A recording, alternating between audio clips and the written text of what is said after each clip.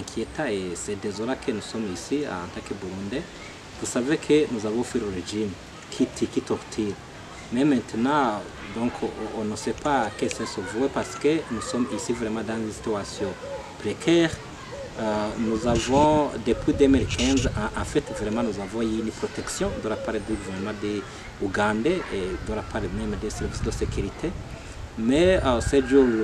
derniers jours, donc, nous constatons malheureusement la recrudescence de la sécurité,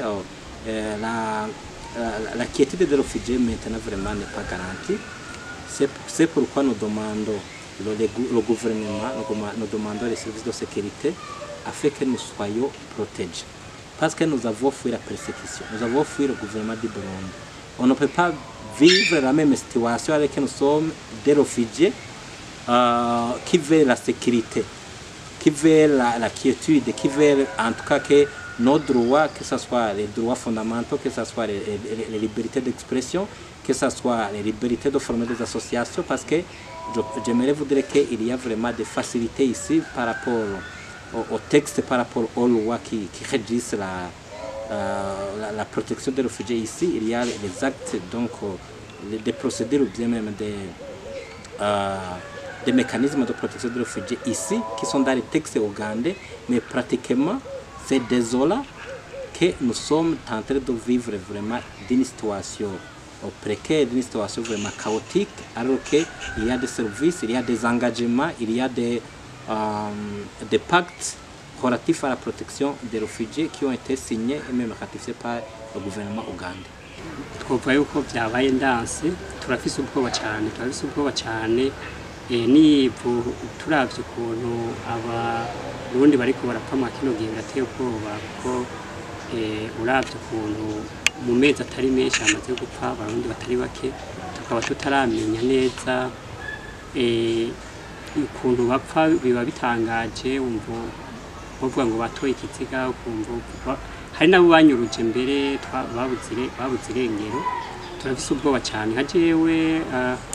navuye mu nkambi ya Nakivale nkaza kwisumamo ngaha Kampala na Nyabujya mu nkambi biba bitoroshe ubuzima niba bworoshe umuntu aratembera kugira ngo arondere ubuzima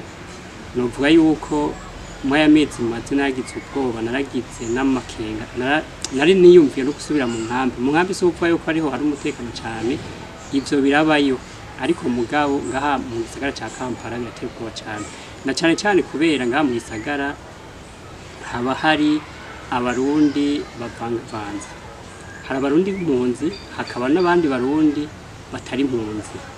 bisigura ngo turagira ubwoba yuko mbere muri abo barundi benshi haba harimo nk'abo baratumwe na leta y'u Burundi guhiga abarundi kuko turavye ukuntu abo banyurutse tutamenya n'ivyagenze, turavye abo bantu ngene bicwa ukumva umuntu ngo yapfuye ari umurundi nka Kampala umuntu ariyumvira turagira utubazo twinshi twiyumvira tuti mbega none n'abaganda bariko baratwica n'abarundi bene wacu bariko baricana gushika ubu hari utubazo twinshi ariko igihari gusa nuko hari ubwoba. Leta ya Uganda tuyisaba yuko yogira yocungera umutekano wacu ko nayo ifise ubwo burenganzira bwo gucungera umutekano w'impunzi, tukanayisaba yuko bogira amatohoza yimbitse cyane ku buryo dushobora kumenya ibiriko biraba, tukamenya abacu bariko bicwa baziriki. Hama HCR nayo nyene tuyisaba yuko yorikanura gose ikatwamiza kwijisho. Hari abarundi uretse abo bamaze gupfa hariho n'abatega ubwoba, rero turasaba HCR yuko abo bantu yobumviriza hama bibaye ngombwa ikabaha n'ubuhungiro bugira gatatu mu gihe biba byabonetse neza yuko umuntu afise umutekano mukeya.